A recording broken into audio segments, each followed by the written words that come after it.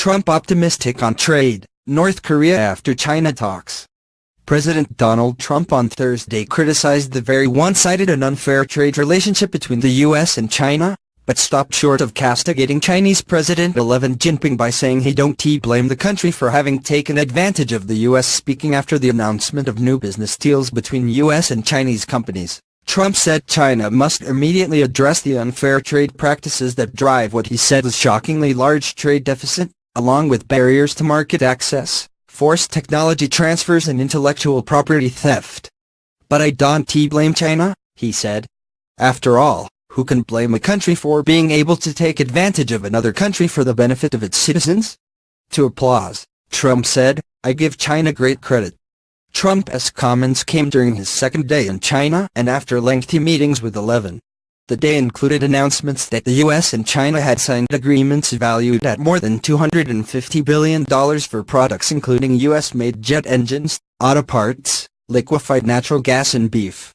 Such contract signings are a fixture of foreign leader visits to Beijing and are intended to diffuse foreign complaints about China's trade policies. Many of the contracts signed Thursday appeared to represent purchases that Chinese mobile phone makers, airlines and other customers would have made anyway, but were saved to be announced during Trump's visit. It was unclear if the pledges extend beyond a U.S.-China trade agreement announced in May that featured LNG and beef exports to China. The deals are a way of distracting from the fact that there has been no progress in China on structural reform, market access or the big issues that the president has tried to make progress on with regard to China, said Elizabeth Economy, the Asia Studies Director at the Council on Foreign Relations. Trump had made narrowing the multi-billion-dollar U.S. trade deficit with China a priority for his administration. During the presidential campaign, he accused China of raping our country on trade and pledged to minimize the country's trade imbalance. China's trade surplus with the United States in October widened by 12.2% from a year earlier, to $26.6 billion, according to Chinese customs data released Wednesday. The total surplus with the United States for the first 10 months of the year rose to $223 billion.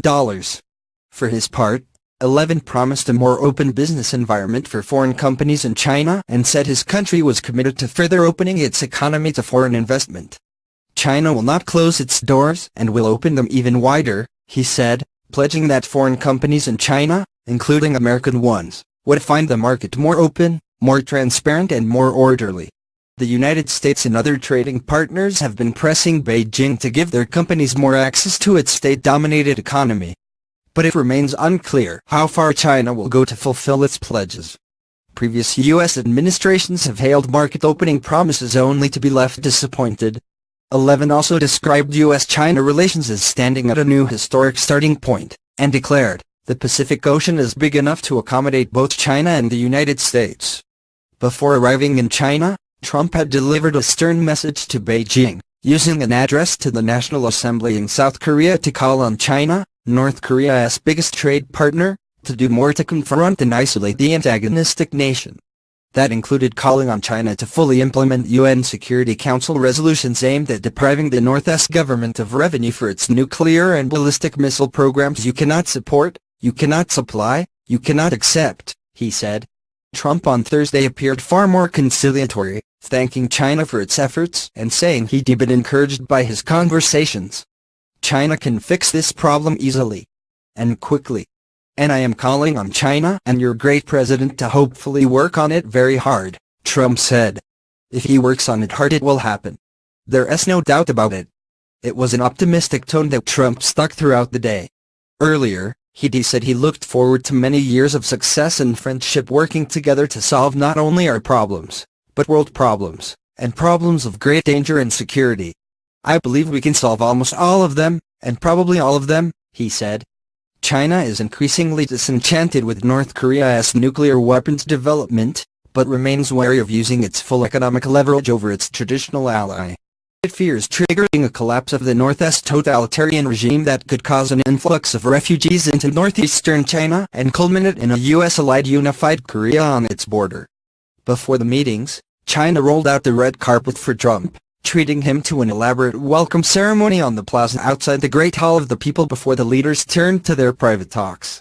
Trump looked on approvingly as a Chinese honor guard played the national anthems of both countries, cannons boomed and soldiers marched. He clapped and smiled as children waving U.S. and Chinese flags and flowers screamed and jumped wildly. The day before, Trump and First Lady Melania Trump spent the first hours of their visit on a private tour of the Forbidden City, Beijing's ancient imperial palace. It is usually teeming with tourists, but was closed to